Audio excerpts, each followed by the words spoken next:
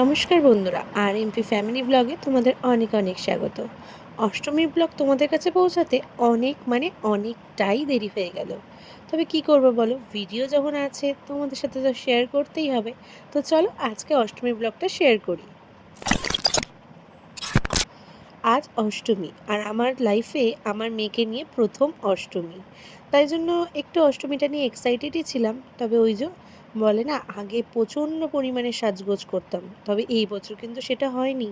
কারণ আমার কুট্টুসকে রেডি করাতে করাতেই আমার অর্ধেকটা টাইম ওখানেই চলে গেছে, তাই তাড়াতাড়ি রেডি হয়ে বেরিয়ে পড়লাম ভোগ নিয়ে।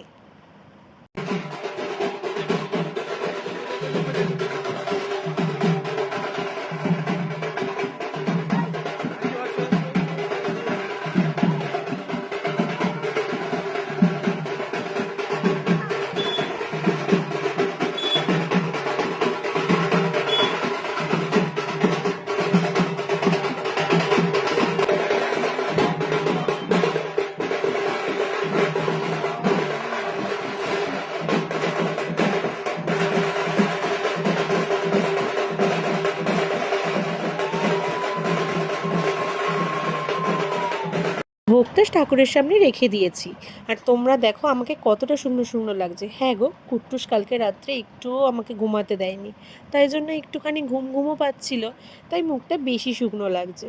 আর এইদিকে আজকে সাজগোজের একদম টাইম পাইনি, ওই কোনো রকম একটুখানি শাড়ি আর গয়না পরেই চলে এসেছি অঞ্জলি দিতে।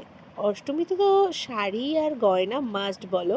আর এদিকে দেখো সবার কিন্তু অঞ্জলি দেওয়া হয়ে গেছে, বাকি ছিলাম আমি, আমার শাশুড়ি মা আর তোমাদের দাদা ভাই। তাই ঝটাঝট অঞ্জলি দিয়ে নিলাম। তোমরা ভাবছো তো কুট্টুস কোথায়? হ্যাঁ গো, কুট্টুস ঘুমিয়ে পড়েছে। তাই ছোট্টাম্মির কোলে, কুট্টুসের ছোট্টাম্মির কোলে কুট্টুসকে দিয়ে এদিকে অঞ্জলিটা দিয়ে নিলাম। ঘুমন্ত বাচ্চাকে নিয়ে অঞ্জলি দেওয়া তো পসিবল নয়, তাই আর ওকে তোমাদের দেখালাম না। এখানে অঞ্জলি দেওয়ার পর যেহেতু আমাদের উপোস ভাঙতে হবে, তাই জন্য ঠাকুরের চরণামৃত সবাই মিলে খাচ্ছিলাম। আর ওইদিকে আমার শাশুড়ি মাকেও আমি জিজ্ঞেস করে নিলাম তিনি খাবেন কি না, কিন্তু যেহেতু আরেকটু কাজ ছিল ঠাকুরের, তাই তিনি উপোসটা এখন ভাঙছেন না। তো আমরা এখানে উপোস ভেঙে আর সবাই মিলে গল্প করব। অন্য বছর জানো তো অষ্টমীর দিন প্রচুর সাজি, প্রচুর। কিন্তু এই বছর না, আগে আগে ভাবতাম কি আমাদের মারা কেন এত সাজে না, আমরা এত সাজি, কিন্তু এখন আমি মা হয়ে বুঝতে পারছি মাদের অত সাজার টাইম নেই। আর এখানে দেখো আমার সব কাকা শ্বশুর ননদ তারপর নন্দাইদের নিয়ে ফটো তুলে নিলাম। আর যেহেতু সন্ধি পুজো আছে, তো এখানে তো পদ্ম ফুল ছাড়াতেই হবে 108টা। তাই আমরা সবাই মিলে, আমার দেওরদের সাথে নিয়ে ননদ, আমার কাকি শাশুড়ি, সবাই মিলে আমরা এদিকে পদ্ম ফুল ছাড়াচ্ছিলাম, আর এইদিকে দেখো পদ্ম ফুল ফোটাচ্ছিলাম। আর এখানে কুট্টুস দেখো ছোটো ঠাম্মির কোলে জেগে শুয়ে আছে, আমাকে কিন্তু খেয়াল করেনি। খেয়াল করলেই ওর কান্না শুরু হয়ে যাবে। তারপর ওই যে বললাম তোমাদের, আমাকে দেখলে ওর কান্না শুরু হয়ে যাবে। আমাকে দেখার পর এতটাই কাঁদছিল যে ওকে নিয়ে চলে আসলাম ঘরে। আর বাইরে বৃষ্টিও নেমে গেছে, তাই আর ওকে নিয়ে সন্ধি পুজো দেখতে যাওয়া হয়নি গো। কি করব, বৃষ্টির মধ্যে ওকে নিয়ে বেরালে ওর তো ঠান্ডা লাগবে। আর এখানে তাই জন্য দেখো আমি এদিকে শাড়িটারি চেঞ্জ করব, তার আগে ওর পাপা ওকে নিয়ে ব্যস্ত।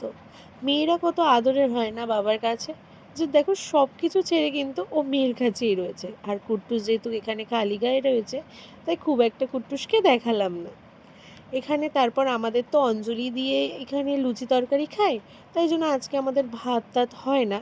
তো অষ্টমীর দিন আমরা বাইরে সব কিছুই খাই, কিন্তু ঘরে কিছুই রান্না হয় না, লুচি তরকারি, তারপর সুজি।